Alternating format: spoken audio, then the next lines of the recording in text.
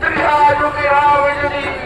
পিতার আদেশ করার ফলার করার যত বছর বলে যায় পিতা তারপরে আমরা এই আদেশ মেনে নেব